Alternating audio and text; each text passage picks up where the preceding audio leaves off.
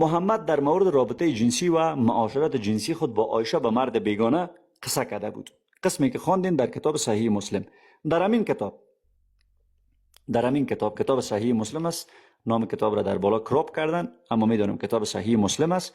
روایت 1437 را هم میخوانیم. دوراندیش عزیز، هر وقت که روایات را میخواستیم به مردم نشانی کنیم، عزیز دلم، نام کتاب باید باشه در این صفحه، چون میبینیم همیشه میارم نام کتاب و نشان میدم. کتاب نکاح صحیح مسلم است.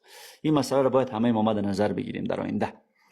میگه از ابو سعید خدری روایت است که گفت رسول خدا فرمود. چی فرمود؟ بر ضد حرف قبلی خود.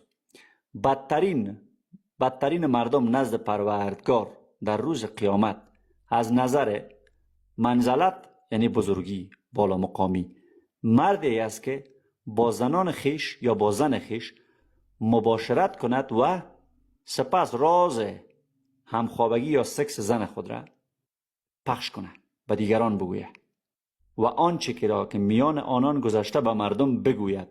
بدترین مردان چی کسی بوده؟ کسی که رابطه جنسی با زن خود میکنه، به دیگران قسم میکنه. شنیدین دوستان؟ با هم شنیدیم. صبر کنید یک لحظه ببینیم خدا چی کاره بوده. خب همین کتاب صحیح مسلم، زیاد دور نمیریم، با بخاری هم نمیریم، خود مسلم را میاریم و در همین باب با هم و خانگو میخوانیم. ببینید عزیزان، همین کتاب صحیح مسلم است. اجازه بدید. همین کتاب است، فقط حدیث 350 است. در این بالا ببینید اسم کتاب صحیح مسلم و اینم حدیثش 350.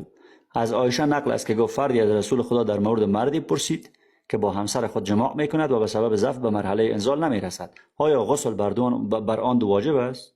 رسول خدا در حالی که عایشه زنش هم پیش، در حالی که عایشه نزد ایشان نشسته بود، فرمود من و این زن، یعنی عایشه، چون این عملی را انجام میدهیم و سپس غسل میکنیم. تمام راز را میگه تا سست بودن آلت خود را که وقت سکس را با عایشه شروع میکنه خستگی خرمایش خو میکنه. این را آمده در روایت گفته به مردم، نه تنها به یکی، امروز میلیاردها نفری را، شاید حداقلش 1 میلیارد نفر این روایت را خواندند. مسلمانانی که 1400 سال قبل تا امروز آمدن و رفتن، 1 میلیارد نفر این راز محمد را شنیده. اگر جهنمی باشه، خود محمد طبق این حدیث باید جهنم بره که بسیار یک کار بی‌وجدانی کرده و راز زن خود را، راز همخوابگی زن خود را آمده به مردم قصه کرده.